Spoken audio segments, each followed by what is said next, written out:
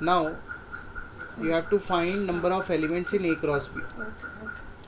Number of elements in A cross B का formula होता है number of elements in A multiplied by number of elements in B. अब A में कितने elements हैं, elements कौन से हैं ये नहीं पता हमको, लेकिन नंबर ऑफ एलिमेंट्स उसने 3 दे रखे हैं. ऐसे ही बी में कितने एलिमेंट्स हैं ये हम गिन सकते हैं 1 2 3. तो number of elements in A cross B हो जाएंगे 9. So n of A cross B is 9. हमें जी क्रॉस एच निकालना है, यानी जी के पहले एलिमेंट्स आएंगे 7 के साथ 5, 7 के साथ 4, 7 के साथ 2, और फिर 8 के साथ पेयरिंग होगी 8 के साथ 5, 8 के साथ 4, 8 के साथ 2.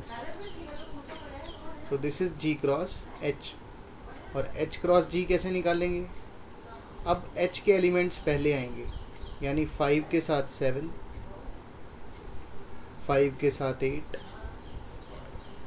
फिर 4 के साथ 7, 4 के साथ 8, फिर 2 के साथ 7, 2 के साथ 8. So this is H cross G. This question we have to tell whether the statement is true or false. Here P cross Q. As you can see that P has 2 elements, Q has 2 elements. Then P cross Q must have 4 elements. But P cross Q में उसने लिखे हैं 2 elements. So it is false. Actual P cross Q क्या होना चाहिए था, M के साथ N, फिर M के साथ M, फिर N के साथ N, और N के साथ M. तो ये 4 एलिमेंट्स होने चाहिए थे, बट क्योंकि 2 एलिमेंट्स हैं इसलिए ये फॉल्स. ऐसे ही A और B 2 एम्प्टी सेट्स हैं. ये ऑर्डर में लिखना ज़रूरी है, ये आगे पीछे हो सकते हैं, राइट, क्योंकि सेट के अंदर आप आगे पीछे कहीं भी कर सकते हो एलिमेंट्स को, राइट. तो एन एम आपने पहले लिख लिया, एन एन बाद में लिख लिया, कोई फ़र्क नहीं पड़ता इस चीज़ से, right. Then in second part उसने बोला, डेफिनेशन की बात कर रहा है वो, ए और बी अगर 2 सेट्स हैं तो ए क्रॉस बी एक नॉन एम्प्टी सेट होता है ऑर्डर्ड पेयर्स का, सच दैट पहला एलिमेंट ए को बिलोंग करता है और दूसरा एलिमेंट बी को बिलोंग करता है. तो ये बिल्कुल ट्रू है, क्योंकि ए क्रॉस बी की डेफिनेशन ही ऐसे है कि ये एक सेट होता है जिसके अंदर ऑर्डर्ड पेयर्स होते हैं, और उन ऑर्डर्ड पेयर्स में जो पहला एलिमेंट होता है वो ए का होता है और दूसरा एलिमेंट होता है जो वो बी का होता है. सो second is the definition of A cross B, so which is true. In third we have A set, B set, and then A cross B intersection phi.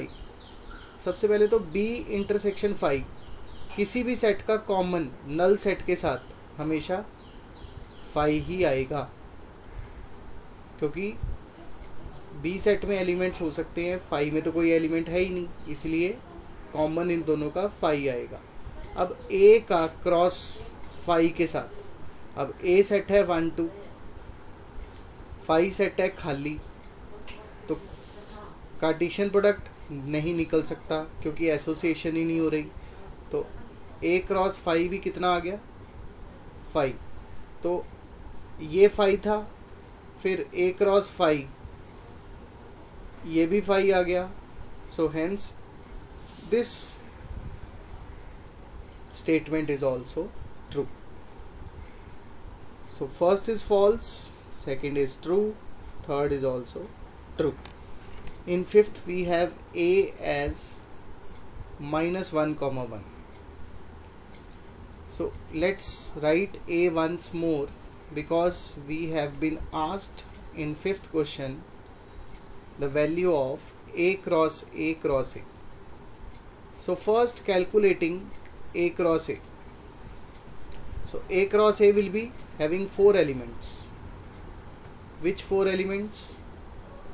-1, -1, -1, 1, then 1, -1, and then 1, 1.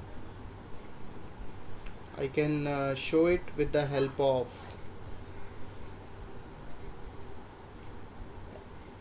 Arrow diagrams कि आपके पास A था -1 और 1, ऐसे ही दूसरा A ये भी -1 और 1. तो हम A क्रॉस A निकालेंगे तो क्या आएगा? A क्रॉस A निकालेंगे तो -1, -1, -1, 1, ऐसे ही 1 के साथ पेयरिंग्स करेंगे, 1, -1, 1, 1. ये तो आया A क्रॉस A. इसका फिर से क्रॉस A के साथ, यानी -1 और 1. अब आपको ट्रिपलेट्स लेने पड़ेंगे, यानी जो A क्रॉस A आएगा उसमें पेयर्स नहीं होंगे, उसमें ट्रिपलेट्स होंगे. ट्रिपलेट्स कौन कौन से होंगे? पहले -1, -1, -1,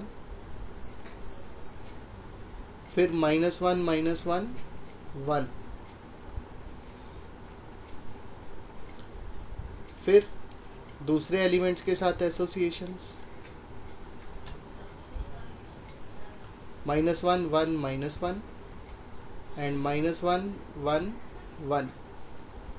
फिर तीसरे एलिमेंट्स के साथ एसोसिएशन, 1, -1, -1, 1, -1, 1. और फिर चौथे एलिमेंट्स की 2 एसोसिएशन, यानी 1, 1, -1 और 1, 1, 1. सो A cross A has 8 elements, और ये 8 एलिमेंट्स आप करली ब्रैकेट्स में लिख दोगे. तो इनको करली ब्रैकेट्स में लिख दो, यही हमारा फाइनल आंसर है. पूछिए अगर कोई डाउट है. तो आया 1, -1, 1, then 1, -1, -1, 1, 1, -1 एंड 1, 1. ये बहुत ही इम्पोर्टेंट क्वेश्चन होता है और ये हर एग्ज़ाम में पूछा जाता है जब भी रिलेशन फंक्शन का क्वेश्चन आएगा. So this question is very probable. In question 6 they are saying A cross B is given to you, find A and B. We know that A cross B में जो first element होता है वो सारे A को belong करते हैं. तो फर्स्ट एलिमेंट में कौन कौन से एलिमेंट्स दिखाई दिए? A और B. तो A सेट होगा सिर्फ A और B का, क्योंकि रिपीट तो हम करेंगे ही नहीं सेट में एलिमेंट को. ऐसे ही सेकंड एलिमेंट अगर मैं देखूं तो वो B के होंगे. सेकंड एलिमेंट में मुझे दिख रहा है x y. सो इसका सेट बनाएंगे तो सिर्फ x और सिर्फ y आएगा, क्योंकि repetition is not there in the set. So A आ जाएगा set of 2 elements A and B. B आ जाएगा set of 2 elements x and y. Then moving to question number 7. In question number 7 we have A 1 2, B 1 2 3 4, C 5 6, D 5 6 7 8. अब हमको verify करना था A cross B intersection C, क्या A cross B intersection A cross C के equal होता है या नहीं. First of all you solve left hand side. A cross B intersection C. You know A set is 1, 2. this crosses B intersection C. B intersection C मतलब common elements of B and C. What is common between B and C? There is no element which is common in B and C, so it is 5. And cross product with null set is a null set, so LHS comes out to be a null set. Now right hand side, you have to find A cross B and then take common with A cross C. So what will be A cross B? A cross B is very easy, that all elements of A will be associated with every element of B. So A cross B is 1 1, 1 2, 1 3, 1 4 and 2 1, 2 2, 2 3, 2 4.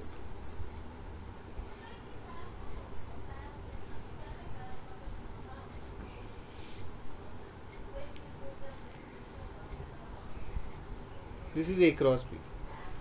Now calculating A cross C, we have 1 5, 1 6, 2 5,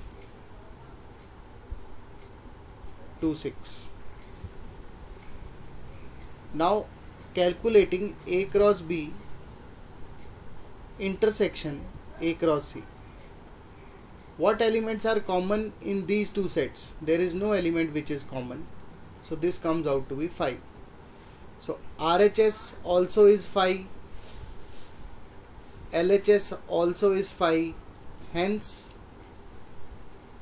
A part is verified. Both LHS is equal to RHS. In the same way, we have A cross C. We have to prove, or we have to verify, that A cross C is a subset of B cross D. Let's first calculate A cross C. A cross C will be 1 5, 1 6, 2 5, 2 6. And B cross D. B cross D is having 16 elements. कौन कौन से? 1 के साथ 5, 1 6, 1 7, 1 8, then 2 5, 2 6, 2 7, 2 8, then 3 5, 3 6, 3 7, 3 8, then 4 5, 4 6, 4 7, 4 8. Now check, क्या सारे A cross C के elements B cross D में हैं? 1 5 है, 1 6 है, 2 5 है, 2 6 ये भी है. So all elements of A cross C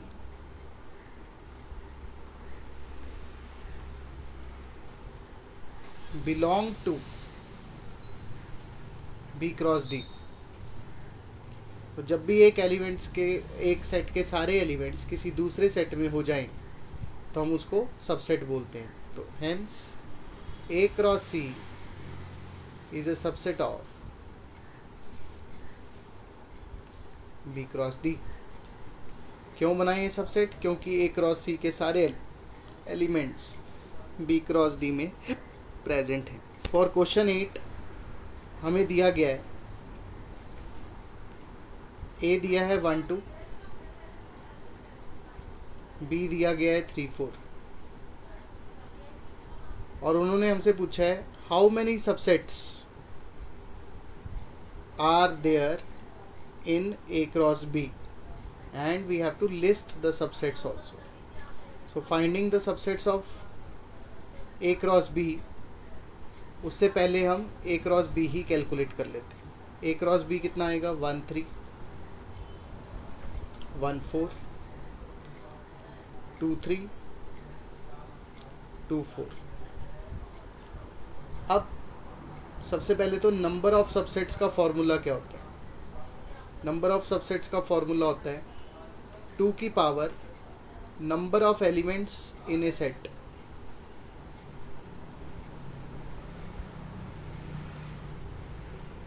So number of subsets of A cross B will be equal to 2 raised to power number of elements in A cross B। जब आपने A cross B निकाला तो उसमें कितने elements दिखाई दिए? 4 elements दिखाई दिए। So therefore number of subsets of A cross B will be 2 raised to power 4, यानी 16 सबसेट्स आएंगे। और अब उनकी लिस्टिंग करनी है। तो लिस्टिंग में सबसे पहले empty set and set itself are the subsets of every set। so ये दो तो सबसेट्स हर एक सेट के साथ जुड़ते हैं। फिर अकेला 1 3, अकेला 1 4, अकेले अकेले एलिमेंट लोगे तो 4 सबसेट्स और मिलेंगे 2 3 2 4। फिर दो दो के पेयर्स यानी 1 3 1 4,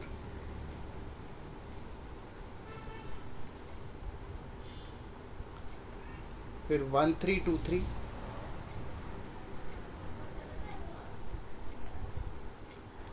फिर 1 3 2 4,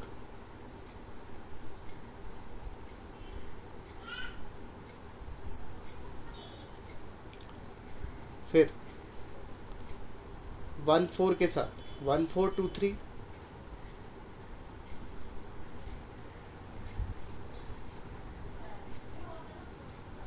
वन 4 2 4,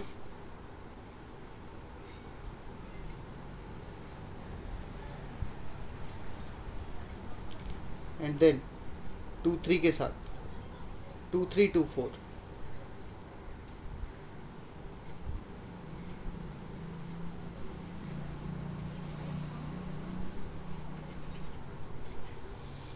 फिर 3 3 के पेयर्स, पहले 1 3 1 4 2 3,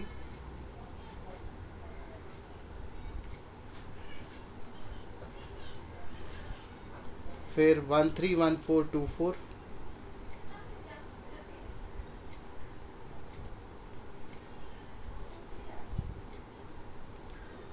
फिर 1 4 2 3 2 4,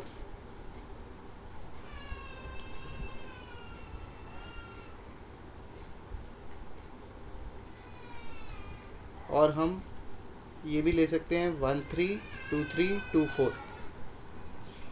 तो 1 3 2 3 2 4। Let's count how many subsets we have made so far. So this is 1 2 3 4 5 6 7 8 9 10 11 12 13 14 15 16। So these are the 16 subsets listed।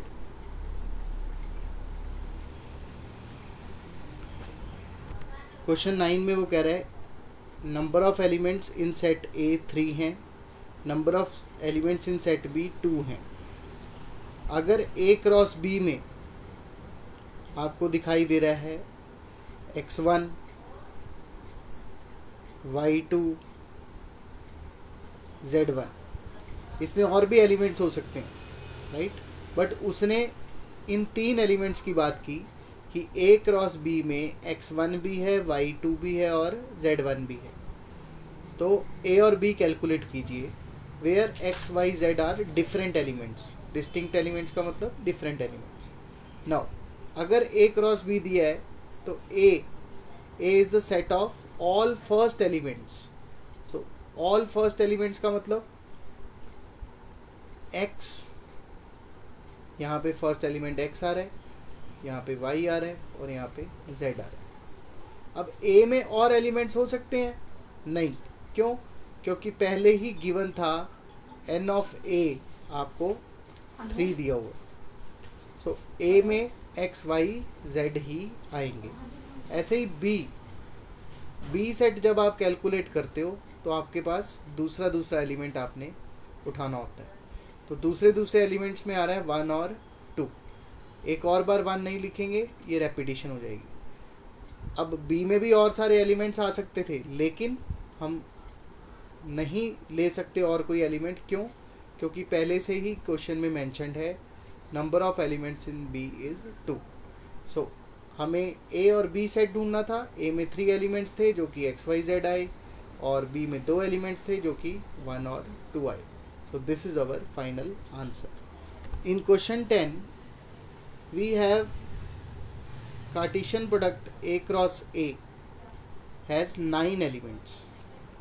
सो अगर A क्रॉस A में 9 एलिमेंट्स हैं, हमको तो फॉर्मूला पता है. A क्रॉस A के नंबर ऑफ एलिमेंट्स का फॉर्मूला होता है number of elements in A multiplied by number of elements in A.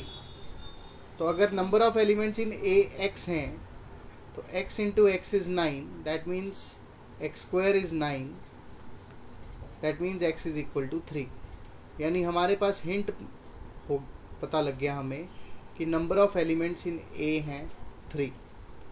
अब Cartesian product A cross A among which has 9 elements among which are found. अब A cross A के कुछ elements हमको पता लगे.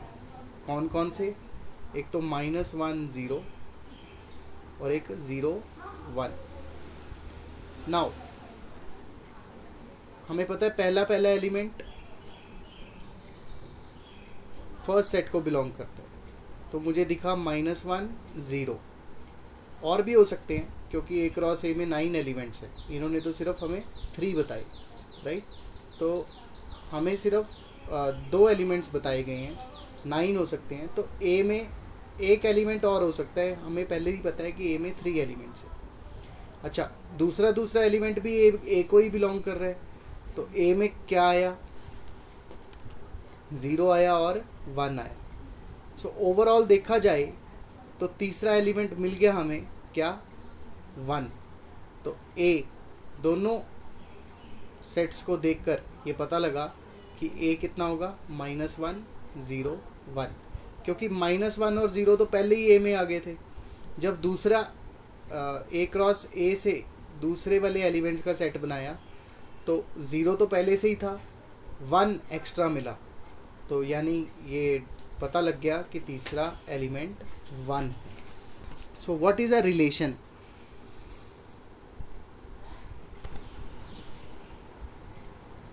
is a subset of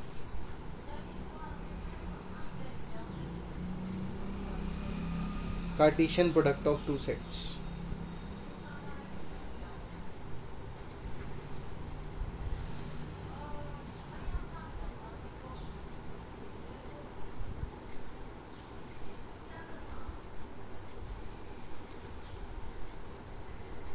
होता क्या है, अगर मान लो A सेट आपको दिया है 1 2 3 और B सेट आपको दिया है 5, तो A क्रॉस B क्या होगा आपके पास? A क्रॉस B होगा 1 5 2 5 3 5. सो एक सेट A दिया था 1 2 3, एक सेट B दिया था 5, तो मैं A क्रॉस B निकाला, वो आया 1 5 2 5 3 5. नाउ इस कार्टेशियन प्रोडक्ट के सबसेट्स, इस A क्रॉस B के सबसेट्स, कितने सबसेट्स होंगे? Number of subsets of A cross B will be 2 raised to power number of elements in A cross B. अब ए क्रॉस बी में 3 एलिमेंट्स हैं तो 8 सबसेट्स होने चाहिए। अगर मैं 8 सबसेट्स बनाऊं तो कौन कौन से होंगे? एक होगा 5, एक होगा सेट इटसेल्फ 1 5 2 5 3 5, एक अकेला 1 5, अकेला 2 5, अकेला 3 5, देन 1 5 2 5, then 2 5 3 5,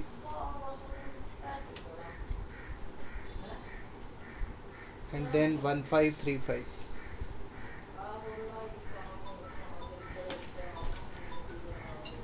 तो ये 8 सबसेट्स बनेंगे। मैंने इनको नंबर दे दिया।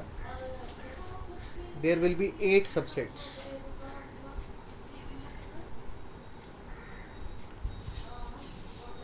ये किसके सबसेट्स हैं? ये ए क्रॉस बी के सबसेट्स हैं। तो ये जो ए क्रॉस बी के सबसेट्स होते हैं इन्हीं को हम रिलेशंस बोलते हैं। सो ए क्रॉस बी के सबसेट बोलो या रिलेशन बोलो, 8 रिलेशंस ऑन या 8 relations from A to B. बात एक ही है। So what is a subset relation? Relation by definition is a subset of A cross B. यानी आपको अगर रिलेशन कैलकुलेट करना है तो पहले आपके पास A क्रॉस B होना चाहिए, right? So A cross B के बाद जितने भी सबसेट्स बन रहे हैं वो सारे के सारे रिलेशंस हैं। यानी अगर मैं A क्रॉस B को देखूं तो जब हम A क्रॉस B कैलकुलेट करते हैं तो A के एलिमेंट्स के पास चॉइस नहीं होती कि वो B से जुड़े या ना जुड़े, उसमें सभी एलिमेंट्स B के साथ जुड़ेंगे ही जुड़ेंगे। लेकिन जब हम रिलेशन देख रहे हैं तो 6th रिलेशन देखिए, 1 जुड़ गया 5 के साथ, 2 जुड़ गया 5 के साथ, बट क्या 3 जुड़ा? नहीं जुड़ा। तो रिलेशंस में एक स्पेशल कंडीशन के अकॉर्डिंग ही जुड़ना होता है एलिमेंट्स में। यानी what is the difference between A cross B and relation?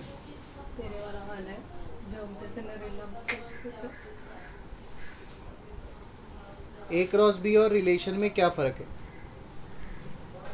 In A cross B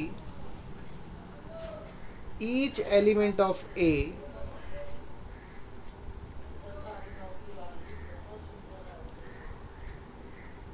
has to pair with every element of B.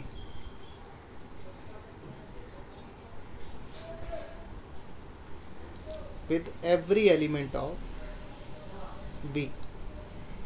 A का कोई एलिमेंट ये नहीं कह सकता कि मैं B के साथ जुड़ूंगा नहीं जी, पेयर नहीं बनाऊंगा, उसको बनाना ही पड़ेगा। But in case of relation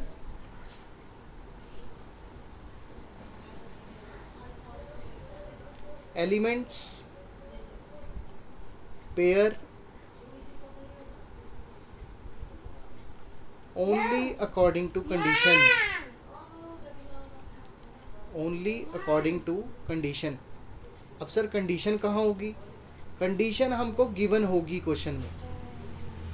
for example if we look at NCERT you can see that in question number 1 we have set A as 1 2 3 4 having 14 elements. There are 14 elements present in set A. 1 से लेकर 14 तक natural numbers हैं। Define a relation R from A to A where R is given as। अब मैंने आपको बताया था relation में सारे एलिमेंट्स नहीं आएंगे, कौन कौन से ऑर्डर्ड पेयर्स आएंगे? x, y। उसने बोला कौन कौन से ऑर्डर्ड पेयर्स आएंगे जिसमें ये कंडीशन होती हो कि 3x - y 0 के इक्वल आए, और ये जो x और y हैं ये एक्स और वाई किसको बिलोंग कर रहे हैं, दे बिलोंग टू ए, यानी एक्स की वैल्यू भी 14 तक वेरी कर सकती है, वाई की वैल्यू भी 14 तक वेरी कर सकती है। हमको निकालना है रिलेशन, फिर डोमेन, फिर कोडोमेन और फिर रेंज। डोमेन, कोडोमेन और रेंज तो बाद की बात है, पहले हमें रिलेशन निकालना। तो हमें दिखाई दिया कि 3x माइनस वाई 0 है, इसका मतलब 3x y के इक्वल है। अब x और y दोनों a में से हैं और कंडीशन है कि y की वैल्यू 3x के इक्वल होनी चाहिए। तो बेटा अब a की वैल्यू अगर मैं 1 रखता हूँ, x यानी x a में से लेना है मुझे, x की वैल्यू अगर मैं 1 रखता हूँ तो y कितना आएगा, 3 इंटू 1 3। अगर x की वैल्यू 2 रखता हूँ तो y आएगा 6। x की वैल्यू 3 रखता हूँ तो y आएगा 9। x की वैल्यू 4 रखता हूँ तो y आएगा 12। x की वैल्यू 5 रख सकता हूँ, नहीं, क्यों, क्योंकि x की वैल्यू 5 तो हो जाएगी लेकिन y आ रहा है 15, बट x और y तो दोनों a में से होने चाहिए, तो इसीलिए ये आप वैल्यू ले ही नहीं सकते। तो जुड़ने वाले एलिमेंट्स कौन से हुए, जुड़ने वाले एलिमेंट्स हुए 1 3 2 6 3 9 4 12। तो ये जो हमारे पास रिलेशन आया वो सिर्फ इतना सा आया, ये इसको हम बोलेंगे रिलेशन। और ये क्या आया, ये 4 एलिमेंट्स का रिलेशन आया। एक आया 1 3, एक 2 6, एक 3 9 और एक 4 12। सर ये रिलेशन कैसे आ गया, ये रिलेशन इस कंडीशन को लेकर आया कि 3x माइनस वाई। अगर आप देखो ये x है ये y है, अगर आप ये कंडीशन देखोगे तो 3x minus Y is equal to 0 हर एक पेयर के लिए ट्रू बैठेगी। आप चाहे एक्स वाई 1 3 ले लो, चाहे 2 6 ले लो, चाहे 3 9 ले लो, चाहे 4 12 ले लो, अगर आप इसमें वैल्यू डालोगे तो 3x माइनस वाई 0 आएगा ही आएगा। जैसे 3 9 को करके देख लो, 3 9 करोगे तो 3 इंटू 3 माइनस 9, 9 माइनस 9 0 ही आ रहा है जी। सो ये आया आपका रिलेशन। यहाँ पे आपने डायरेक्टली एलिमेंट्स लिखे हैं इसलिए इसको बोलते हैं roster form of relation, roster form. तो ये कौन सी फॉर्म हुई, जहाँ डेफिनेशन दी हुई थी, this is known as set builder form. जैसे सेट में होता था ऐसे ही रिलेशन में भी होता है। तो हमने निकाल लिया सेट बिल्डर फॉर्म और रोस्टर फॉर्म, दोनों निकाल लिए। रोस्टर फॉर्म से हमारे पास रिलेशन आया 1 3 2 6 3 9 4 12, ये रिलेशन है। अब उन्होंने पूछा what is domain of the relation. Domain of a relation is set of all first elements.